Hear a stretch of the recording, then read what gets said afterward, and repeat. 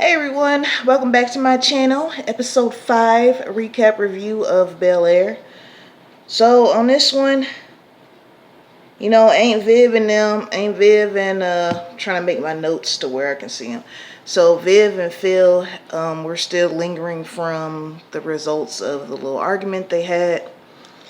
She had a little girls' night out last episode, but she's still, mad. Of course, we all know that wasn't going to be a cure for, it was more of a, I guess, a release of tension for her. But anyways, we open up this episode with their anniversary, which it really sucks that they're having these kind of issues on their anniversary, but life happens, right? So, the little chef, the one that doesn't know how to respect boundaries, decides to pop up at Aunt Viv's job with lunch and all that because when she got drunk, her and her friends were liking all of his pictures on Instagram, right? So he shows up unannounced with some lunch. I mean, you can tell he likes her, and I'm pretty sure he knows she's married. And before y'all say anything, yes, she's married too. She was enjoying the attention or whatnot. So they're having lunch. Uncle Phil comes, surprises her with some flowers, and he's acting real cool, like he didn't go off. He wasn't like, wise dude here having lunch with you on our anniversary. He was like, all right, well, nice to see you. I'll see you later when you get home, blah, blah, blah, right? So Phil got money, okay? He rented out the whole restaurant so it can just be him and Aunt Viv for their anniversary dinner. And they were just talking, and she was saying, which I agree with her, I feel like you were acting, nonchalant and stuff when you saw the chef guy because you wanted to prove a point that if you say nothing's going on, then you believe it. You know what I'm saying? Kind of like, well, I'm gonna play it cool. You should have played it cool when I told you nothing was going on with me and Erica. It was just a little kiss, and I feel like he did that as well. I feel like if the Erica situation was going on, he would have had a problem with dude just there. Excuse me. Excuse me. I think he would have had a problem. I think he still had a problem. He just didn't show it. So I do agree. I think that he was doing that on purpose. And so they decided to just bear it all, and she was like, look, I did find him attractive. I like the attention that he gave me. He said, you know what, I like the attention that Erica gave me, right? And I'm pretty sure, like, when you've been married or just with somebody for a long time, it probably is refreshing to just know you still got it, right? Like, to have somebody else. You just have to be respectful of your relationship and what y'all agree on. Like, if y'all have an open poly thing going on, then, whatever rules go along with that, go with that. But when you're in a committed monogamous thing, it's like, you got to be careful with that. I like his attention. I like her attention stuff, because that's how a lot of affairs, if not all of them, start that way. They may start off just kind of innocent, kind of, platonic. But if you both are attracted to each other, that platonic crap is not going to last long. So they ended up patching things up, and they went home, and Ashley and Carlton had like a little slideshow for them when they came in of their wedding day, and their Essence cover, and had music playing. I thought that was cute. So moving from that, moved to Carlton, since I mentioned Ashley and Carlton. Carlton's having some issues before this dinner happened. He felt like he was to blame for his parents having problems because he would overhear his name being mentioned while they were arguing, because that cocaine scandal was a huge thing because nobody knew he was doing it. If I'm not mistaken, I think Will caught him, and I know Ashley caught him, and that's when he had like grabbed her and, you better not tell anybody, acting all crazy and crap. So, but he was having some issues with that, and he saw the little counselor guy, and it was like, he was not just having issues with that, but I didn't know alcohol was a thing for him. I thought it was just coke, because he was at the country club. They're serving like little shots and champagne and stuff. He had like a little mini panic attack. I know he did get that one episode he was drinking and snorting and just went real crazy. But like I said, I've never been addicted to like that stuff, so I don't know. I'm just trying to say, like, I thought it was just cocaine. I didn't know, but maybe he can't be around anything. Maybe that's how it works. Now his girlfriend, I'm starting to think, because they say when you have an addiction, you never stop being an addict. You just replace it with stuff, right? I think she's an adrenaline junkie, because I forgot to mention this on the last episode. She, performed fellatio on him while he was driving 100. She told him to speed. He was going between like 100 and 120 miles an hour while she's going down on him. Like, that is extremely dangerous. I would not advise anyone to do that.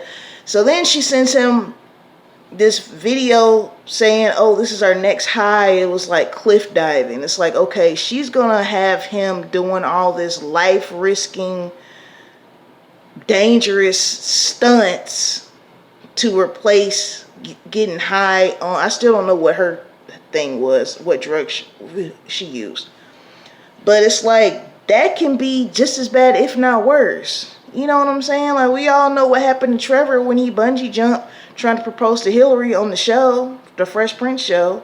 It's like, girl, calm down. But when I saw that scene where she was going down on him, and then when she sent him that video of the diving thing, the cliff diving thing, I said, yeah, her thing is adrenaline rushes, which might not always be good. So I still got my eye on that Amira chick. So let me see here. Oh, another somebody I'm kind of skeptical of, because they kind of a little strange. So, the little secret mystery painter person who was liking all her Aunt Viv's things on Instagram painted a picture on the building of, I think, where she worked or something. She finally met her in person, and the girl was like, I'm a fan and all this and blah, blah, blah, and you made me want to do art. And so Aunt Viv welcomed her to their little, I forgot the title she gave her, but she hugged Aunt Viv real hard. I just feel like she's going to turn into, like, if you've seen that movie Single White Female, and I also think they made a movie Single Black Female, which I believe has the same kind of plot, where the girl is really intrigued by this other girl to the point where she starts dressing like her. She wants to live her life. It gets really dangerous and stalker like.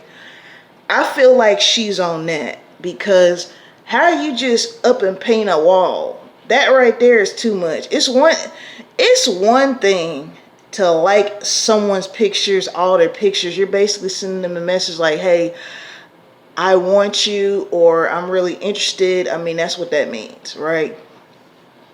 So I think something gonna happen with her. Plus the way she hugged Aunt Viv, it was like, oh, yeah, she,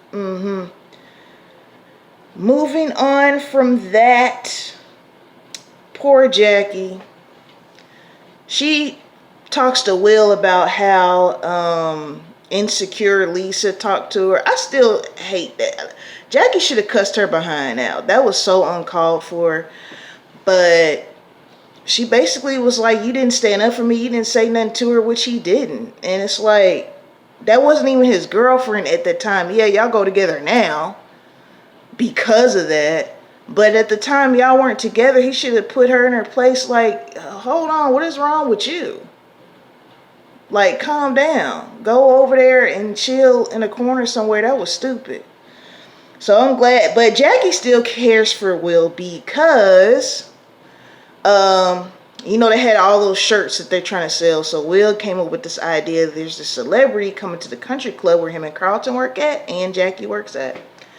And he was like, if we can pitch it to him and he puts it on his socials, we could sell these shirts. So Jackie, the girl who you did not show any love when she got cussed out by your girlfriend, made it to where the celeb dude can meet Will without Will looking like a thirsty fan. You know what I'm saying? She drove the little cart over there to him. So shout out to Jackie for being a good friend. Lisa, get it together. I'm still just, I'm not over that. I took that personally. Like, girl, you did not have to do that. There's a lot of getting on my nerves this episode. Ashley got on my nerves this episode because she's really into like the serious message sending music, right? And nobody showed up for her scheduled band audition. So her friend, who was just being nice and caring, was like, well, maybe you should do like some nice feel good music, some dance music. And Ashley just went all, not just went off, but I feel like she was rude to her friend. Like, girl, it's okay to mix it up. I mean, even Bob Marley, as much serious and stuff that he had about fight for your rights and spiritual music, he did have some bops where it was just about relaxing, having fun. I mean, it's okay to be versatile. That does not dilute the message you're trying to send in your music. And the girl was just trying to help, and she was rude as hell. And so this guy comes over auditioning, but he came late after the auditions, right? And Ashley just invite him to the house. You want to listen to music? And it's like, you don't know it. Like, it's one thing to have people come over to audition, but to just have a stranger come over in your room listening to music, like, you don't know him. We'll see how this goes. Something tells me they're probably going to have a romantic interest. Now, I'm going to say something. I got to be careful because we're in a very sensitive climate. I sometimes wonder if they had her come out as gay the first season because they didn't want to be called anti-LGBTQ. I just wonder that, because after that, we haven't really heard too much about her dating girls. I think her friend, she had a crush on her or something, but it's being presented in this season like she's just a friend. So I wonder if they just did, because, you know, if you don't have anybody that's representative of LGBTQ in your movies or TV shows, people just automatically say you're anti, and I just don't think that's fair. Like, there's a lot of people that aren't included in stuff, in everything, right? So I just wonder, because they're not really staying on that. She doesn't have a girlfriend. So I just wonder about that particular thing. But yeah, something tells me that her and this guy are going to get together.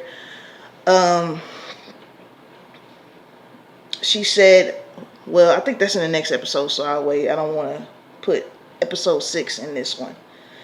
So Phil cuts ties with Erica after him and Vivian made up. He cut ties with her. We're going to see on the next episode what her response to that, which I feel like that's good. Like, I understand you're trying to make money and you got to take care of your family, but if it's going to come between your day one, your marriage, let that go. Like, there's other ways to get that going. Last but not least, Jeffrey follows Frederick because, you know, he found his burner phone last episode. He follows him. He's like, I'm going to go where you're going. Because I got to see what's going on. Come to find out, his mom been in LA for a little minute and didn't tell. She told Frederick not to tell Jeffrey. So they got some unfinished business going on because, you know, how they left. You know, G, he had to leave London because he was in some gang stuff. He thought she was going to have protection, but the protection went to jail. So she ended up having to give their son up because she didn't have any money. She was by herself. Probably had a target on her head because of Jeffrey. So, but anyways, yeah. And can't wait to do this review on this 6th episode, because a lot of things are wrapping up that we have left untied and unresolved in this episode. Now, Peacock, I see you've delivered 3 episodes the last 2 weeks. Now, the first 2 seasons only have 10 episodes. So are y'all just going to rush this season along? Or are you going to drop 1 episode the next 4 weeks? Or is there going to be more than 10 episodes? I think we should go back to old school and have it be like 20, 25 episodes like they used to do, where the show would stay on all year and you would have like a rerun here or there. You remember that back in the day? Anyway, y'all. Ooh, some saliva flew down my windpipe. Shout out to my 70 subscribers, man. Shout out to the rest of you as well. Peace and blessing as always. Peace and blessings as always. Until next time, y'all.